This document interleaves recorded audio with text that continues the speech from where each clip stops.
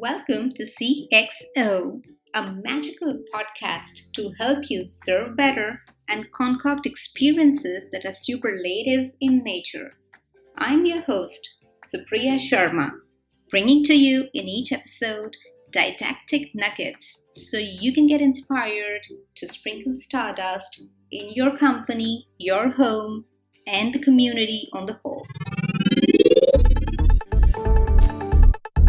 We are welcoming on our show today Maranda Dziekonski, who's the Chief Customer Officer at Swiftly. With over 20 years of experience, she's a ground-up builder with the passion for setting up the right teams, systems, processes, and overall infrastructure to take both the team and the company to the next level. She's been honored as the top 25 customer success influencer in 2021, top 100 customer success strategist in both 2017 and 2018, top 25 customer success influencer judge in 2020. And well, if that wasn't enough, Maranda also sits on the boards of various organizations. To name a few, it's CSM Practice and University of San Francisco's MBA program. Welcome to CXO, Maranda. We're so glad that you're joining us today. Thank you. Thank you so much for having me. It's such an honor and pleasure to be chatting with you today. Fantastic. So Maranda, with all the years of experience and rich experience, I would call it, why don't you enlighten us on customer success? What does it mean and where does it start in an organization? Yeah, so customer success now, I think it's been around, I don't know, something like 15, 20 years. So we're coming out of what I would call infancy into being a more mature practice. I think many of us know the history, so I won't bore everyone with the history here of how it started and why it started, but it was heavily centered around the subscription economy and just helping companies retain customers and grow customers.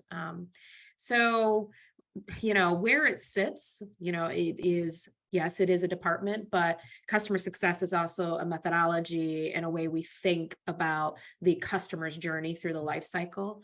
When done well, it's a growth multiplier for an organization. You're helping your customers achieve their desired outcomes, their goals, get a return on their investment. And when you do that, in a partnership mode, especially in the B2B enterprise world, what you do is enable the longevity of the relationship, which helps you both grow together. All right. So where does it exactly fit in the customer's journey with an organization? I mean, customer success is throughout the entirety of the journey. We all should be thinking about the success of the customer from everything from how we market, the messages we send out, to the types of customers that are prospects that we sign and bring in, to the actual customer success motion of making sure that they're getting value out of your product, support, how we support them in their success, and then again to how we build products, engineer products. It should be thought of through the entirety of the life cycle. I think a big misconception that we have is customer success is just a portion. It's a department, which is true. It is a department. There is a team that does customer success, but the success of a customer should be thought of through the entirety of the life cycle. Thanks for enlightening us on that, because yesterday itself, I was talking to one of the employees in an organization, which is more of a service-based organization. And since we've been discussing about customer success, the person came with a conception that customer success has to do after the sale has been made. And that's why I precisely put forward this question for our audience today, even those who are new to the concept of customer experience or customer success, as to where it exactly fits in the journey. And there you are. Yeah, I mean, look, I get it. Everybody, I don't disagree with that statement. It is a department that manages that relationship after the sales. However, in order to have a successful customer, to have customer success, you have to think about it through the entirety of the life cycle, not just in a small portion of it. Makes sense. And how does it differ from customer support then? Aren't we supporting the customer throughout the life cycle with customer success? Is it a part of it, or they're two different things? Yeah, so here's the thing. Customer support is your reactive problem-solving team. They're the team that when you have an issue with the product, a question with the product, you need support, they're going to help you troubleshoot your issue, help you reset your password, whatever it may be. That's the crew that's going to help you with that. They're more on the reactive side. Of course, I always want my customer support teams anticipating, future needs, but they're not thinking about the health of the relationship and the strategy to help the customer grow. Customer success, on the other hand, as a department, they're managing a portfolio and they're thinking about the strategic level of that portfolio. They're thinking about how do we help this customer achieve ROI, on return on investment on their purchase? How do we help them achieve their outcomes that they desire? How do we partner with them to help them grow and evolve and become a mature user of our products and services? That's customer success. Now, does customer success ever do reactive stuff? All the time. But by nature, I would like, to see my customer success team working in a more proactive way, where they're thinking of, their success plans and all the things they're going to do to partner with the customer to help them achieve the goals. One of the aspects of customer success that you mentioned here was helping customers admire or appreciate the ROI, basically the return on their investment. On a lighter note, do companies really think about it before they create a product or go to the market with a particular product? Do they really want to make an impact in the life of the customer, or it's just about bringing dollars to the company's revenue? I mean, it's probably a little bit of both. I think the companies that are successful always have their customer at the center when they're building, designing, and creating these products. I believe wholeheartedly that, a successful team begets successful customers, begets successful business. So at the center of everything we build, we need to make sure we're thinking about the problem statements of our customers and how we're helping them. If you don't, and if you're just worried about the bottom line, I'm sure you'll bring customers in, but will you retain them? Will you be able to, make back that cost of acquisition in a manner that allows your company to continue to grow efficiently? I don't know.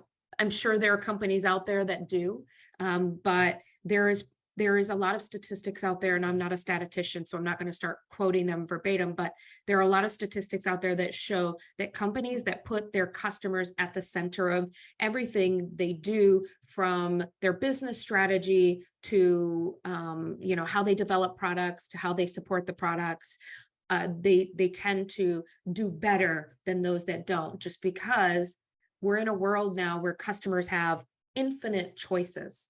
So if you don't meet them where they are, they'll go somewhere else. It's no skin off their back. It's not like the days of yore when there was an on-premise solution that took 2 years for them to put in place, so it was really hard for them to rip it out. It's not like that anymore.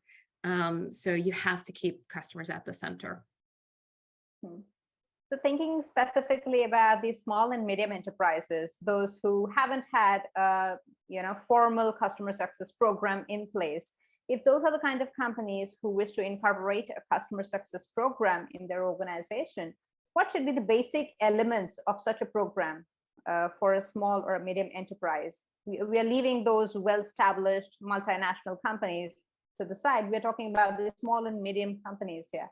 Yeah, this is where I specialize. I am an early to mid-stage startup person, and I generally go in and build out customer success from scratch.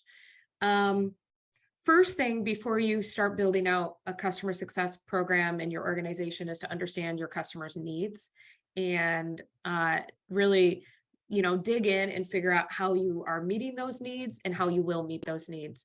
I highly suggest you do a life cycle whiteboarding session where you think about the various stop points of your customers throughout your product, their journey. Even maybe partner with a trusted customer about their journey. And then you can figure out strategically where, if you insert intervention, training, partnership, how can you make that more successful? And by making that more successful, make it more valuable to the customer, make it more profitable for the organization. I also am not naive to the fact that many small businesses or small startups, they don't have budgets. So they're operating on a shoestring budget. So, even if you just start with one customer success manager who is a builder and, someone who manages a portfolio and comes in and helps you build out your customer success motion, it's a good experiment to kind of go through. I tend to have people, especially in B2B enterprise, I want to call that out, business to business, enterprise, high touch motion. You can start small. You can start small with managing your top 20 accounts, learning from them, figuring out what they need, so on and so forth. Now, I don't want to preclude this conversation from the folks that are the B2B low touch or a B2C, business to consumer. There are things that you can do too to build out a tech touch, digital led customer success motion that doesn't require heavy intervention. There's a lot of content out there that would be a much longer conversation than we probably have here. But there's a lot of content out there as well on how to build out your digital touch motion. And sometimes that's the place to start when you're bootstrapped. Cool. That sounds like $1 million advice, because you've been able to summarize everything for us in one sentence here, that we can probably start with the customer success manager, if not a lot that can be done about it. Fantastic. So to conclude this, Maranda, for organizations who are looking at getting customer success right, what do you think is that paramount principle which they cannot compromise on? Paramount principle that you cannot compromise on is make sure that you have the voice of your customer inserted into everything that you're doing. If you're operating and building out a customer success program, a product, your team development strategy, whatever it may be, without understanding the needs of your customer, you could be building the wrong thing. So that's a paramount thing. It's just making sure you understand your customers, what they need, not just for today, but what they need, for the future. So you are building and developing the right things to be able to continue to grow and scale alongside them.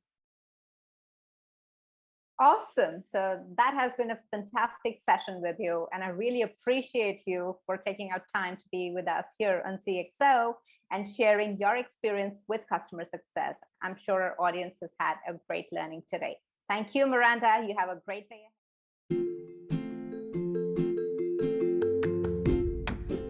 Thanks for listening to CXO with your host, Supriya. I hope you enjoyed a dive into the nitty-gritty of customer experience. If you are committed to applying these ideas in the real world, stay tuned with me. Don't forget to check out all the links and resources in the show notes. That's all for this episode, folks. See you next time.